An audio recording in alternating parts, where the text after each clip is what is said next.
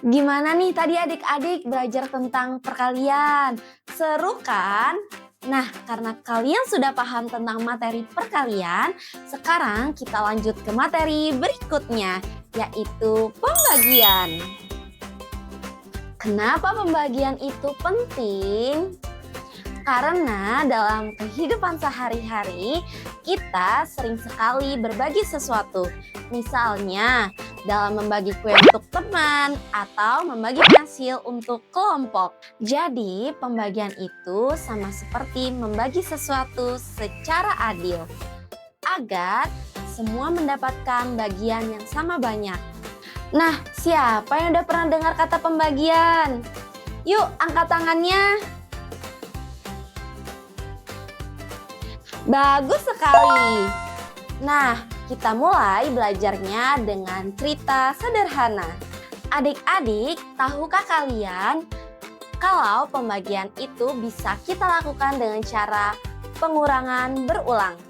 Artinya, kita mengurangi angka yang sama secara berulang-ulang sampai habis atau sampai 0.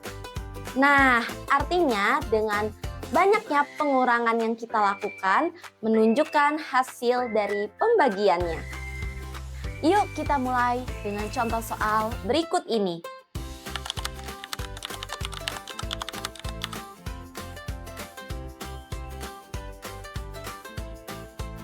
Nah, tadi soalnya adalah 12 dibagi 3. Maka kita bisa mulai dengan cara kurangi 12 dengan 3 sampai habis ya. Ayo kita mulai adik-adik. 12 dikurangi 3 sama dengan 9. Karena masih ada sisa 9, maka kita kurangi lagi dengan 3. 9 dikurangi 3 sama dengan 6. Lalu kita kurangi dengan 3. 6 dikurangi 3 sama dengan 3. Lalu kita kurangi lagi, 3 kurang 3 sama dengan 0. Karena sudah 0, maka berhenti sampai di sini. Dan dapat kita lihat bahwa kita sudah menguranginya sebanyak 4 kali. Artinya 12 dibagi 3 sama dengan 4. Baik adik-adik, sekarang kita coba latihan soal yuk. Nah, soalnya adalah 15 dibagi 5. Caranya kita kurangi 15 dengan 5 secara berulang sampai habis. Kita lihat 15 dikurangi 5 sama dengan 10. Karena masih ada sisa, maka kita kurangi lagi. 10 dikurang 5 sama dengan 5. Lalu kita kurangi lagi. 5 dikurang 5 sama dengan 0. Karena hasilnya sudah habis atau sudah 0, maka dapat kita lihat kita sudah mengurangi sebanyak 3 kali. Jadi hasil dari 15 dibagi 5 sama dengan 3. Jadi pembagian berulang adalah membagi atau mengurangi sesuatu dengan cara berulang-ulang sampai habis. Adik-adik, sekarang kita belajar cara lain untuk menghitung pembagian ya, yaitu dengan cara bersusun. Supaya adik-adik lebih paham, Kak Diana kasih contoh soal ya.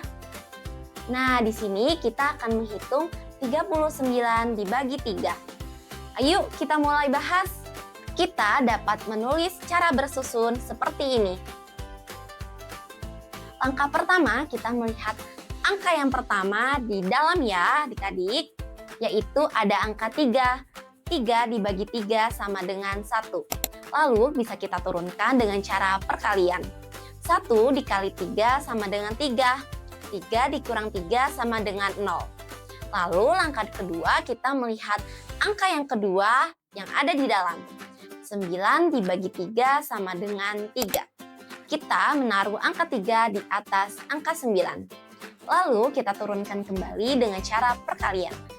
3 dikali 3 sama dengan 9. Kita taruh angka 9 di bawah angka 9. Hasilnya 0. Nah, dapat kita lihat bahwa angka di bawah sudah 0 atau sudah habis dan tidak bisa dibagi lagi. Maka hasil dari 39 dibagi 3 sama dengan 13. Sekarang Yuk latihan soal pembagian bersusun bersama. Di sini Kak Diana punya soal 28 dibagi 2.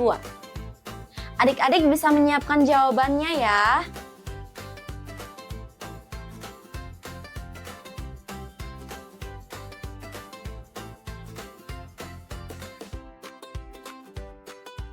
Berapa nih jawabannya adik-adik?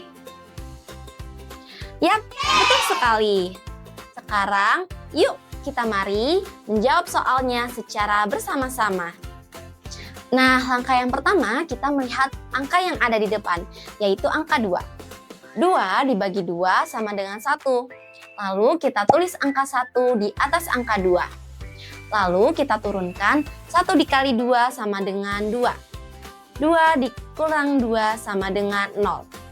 Lalu kita membagi angka yang selanjutnya, yaitu angka 8. 8 dibagi 2 sama dengan 4. 4 kita taruh di atas angka 8. Lalu kita turunkan 4 dikali 2 sama dengan 8. 8 dikurang 8 sama dengan 0. Nah, karena jawaban bawahnya sudah 0 atau sudah habis dan tidak bisa dibagi lagi, maka hasil dari 28 dibagi 2 sama dengan 14. Bagaimana? Mudah kan adik-adik? Jadi dengan cara bersusun kita dapat membagi angka yang besar dengan langkah yang lebih rapi. Adik-adik, kalian tahu nggak sih kalau pembagian itu sering kita temui dalam kehidupan sehari-hari? Misalnya dalam membagi kue kepada teman atau membagi waktu antara belajar dan bermain. Nah, kali ini kita akan belajar bagaimana cara menyelesaikan soal cerita sederhana yang berhubungan dengan pembagian. Oke, sekarang Kak Diana kasih contoh soal ya. Ada 15 pensil di meja yang akan dibagikan kepada 5 anak. Kira-kira masing-masing anak mendapatkan berapa pensil ya? Nah, kita akan membagikan pensilnya satu persatu ke tiap anak supaya sama banyak.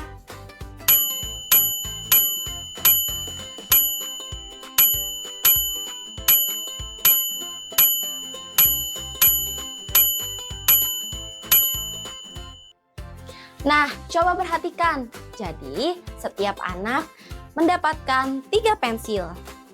Nah, karena tadi kita sudah membagikan pensilnya satu persatu ke tiap anak, maka 15 pensil dibagi kepada 5 anak, jadi masing-masing anak mendapatkan 3 pensil. Wow, mudah bukan? Tadi Kak Diana sudah kasih contoh soal cerita sederhana nih. Sekarang, coba adik-adik mengerjakan soal berikut ya. Rani memiliki 20 permen. Ia ingin membagikan permen kepada 4 temannya dengan sama banyak. Berapa permen yang diterima oleh tiap temannya? Rani mempunyai 20 permen. Ia ingin membagi kepada 4 teman dengan sama banyak. Jadi artinya tiap temannya memiliki permen dengan jumlah yang sama. Sekarang kita bantu Rani bagi permennya satu persatu. Yuk kita mulai.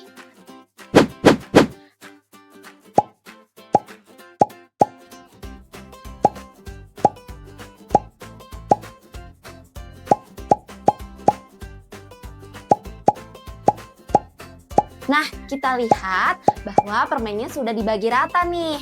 Yuk kita hitung bersama. Dini mendapatkan 5 permen. Bima mendapatkan 5 permen, Lala mendapatkan 5 permen, dan Kevin mendapatkan 5 permen juga. Jadi setiap temannya mendapatkan 5 permen. Hebat sekali adik-adik. Hari ini kita sudah belajar pembagian. Mulai dari cara bersusun, pengurangan berulang, hingga soal cerita sederhana. Ingat ya bahwa pembagian itu berarti membagi sesuatu secara adil atau sama banyak. Setelah adik-adik belajar materi pembagian, yuk adik-adik kerjakan latihan soal berikut ini.